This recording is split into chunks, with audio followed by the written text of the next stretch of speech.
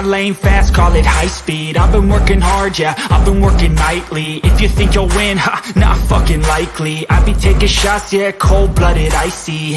Watching numbers grow is what I call sightseeing. In the front row, run it up when they hype me. The following grows, they know how to ignite me. Call me CEO, I've been running shit right, see.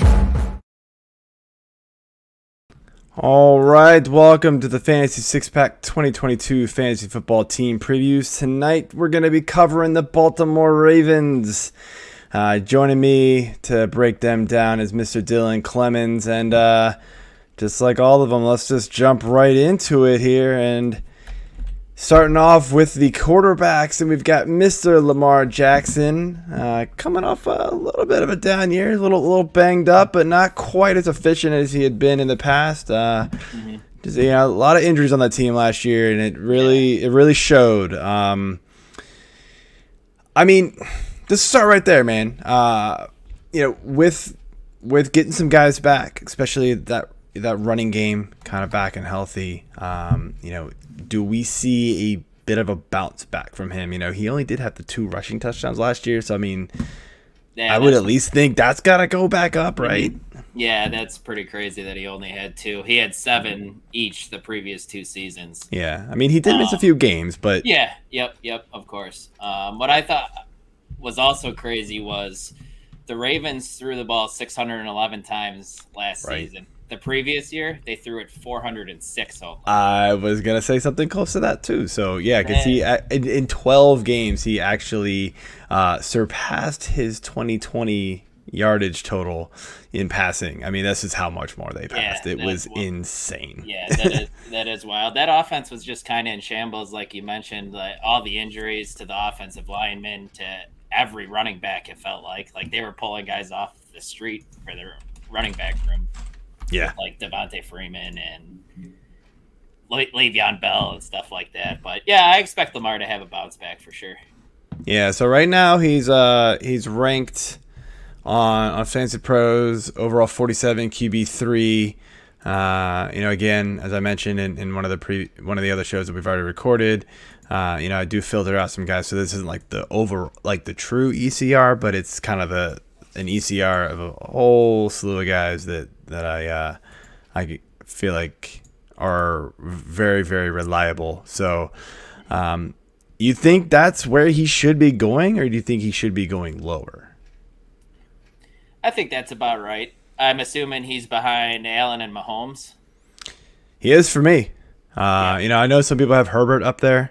Mm-hmm. I currently don't. I've got Allen, Mahomes, Jackson, Herbert. I could see Mahomes falling a little bit. I get it because he doesn't have Tyreek, but I think Mahomes will figure it out. I think he's just still good enough, Sure. Yeah. And, I like Jackson. I think the floor is there with the rushing for sure with him. And, yeah, I'm in agreement with you big time that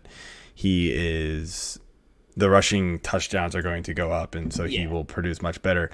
Interesting enough, real quick before we move on, if Lamar does have another injury, is Tyler Huntley somebody that you're going, bye week, or not bye week fill-ins, but it's injury fill-in, right? He could legit be better than, your starting quarterback if you waited on quarterbacks, right? If he has to fill in again. Yeah, he showed last year that he could. You could plug him right in your lineups and be completely okay.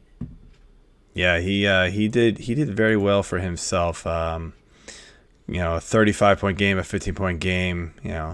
He did pretty well. So, excuse me. Moving on here, running back. So this is where it gets interesting. A whole year of none of these guys did anything for this team, and now we get to guess how good they're going to be, right? So, J.K. Dobbins and Gus Edwards both missed the season last year with ACL injuries. They're being slowed played back into the offense. They're even saying they might start, the preseason on the PUP list, just because they don't want to rush it. And I completely get that. Yeah. They went out and signed Mike Davis. They got Tyler Batty and Justice Hill to round things out here. J.K. Dobbins is still not going all that cheap. Overall 40. And, this was something that we were recording. I forget which which team it was now, but it was like they were overall 45 and they were running back 25. And I'm like, man, running backs are literally flying off the board this year. Like that is insane that, the first 45 picks right now, running backs, 25 of them are it. And that's craziness. Yeah, but no, Dobbins overall 40. So like the overall discount isn't there, but the running back discount might be there. Do you agree with that? Yeah, I think it's there. I think he's primed for a bounce back. The offensive line is improved, is healthy, and like we said, I see them running the damn ball again like we saw the previous 2 seasons.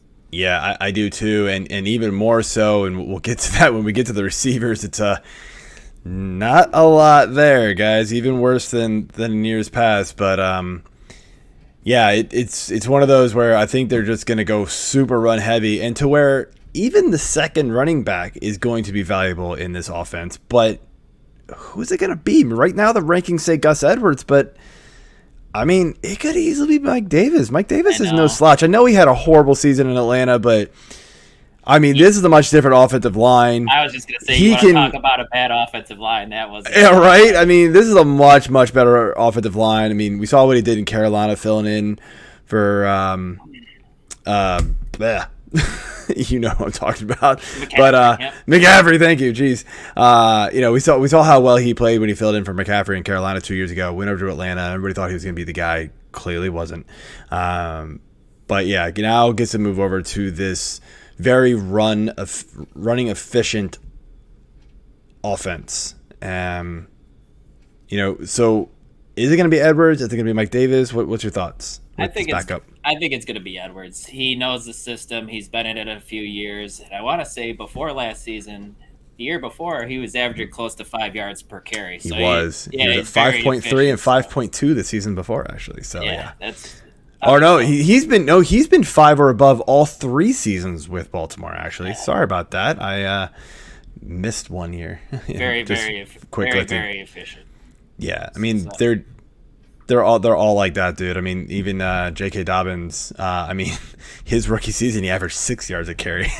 How nuts is that? That is. And it's just.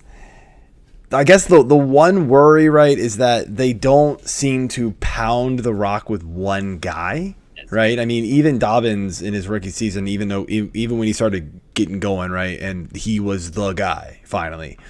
His highest rushing total was 15 for 70 yards. He only broke 100 once, and that was in week 8. 113 yards. They're very, efficient running the ball, and they score a lot because of that too. So that's the thing.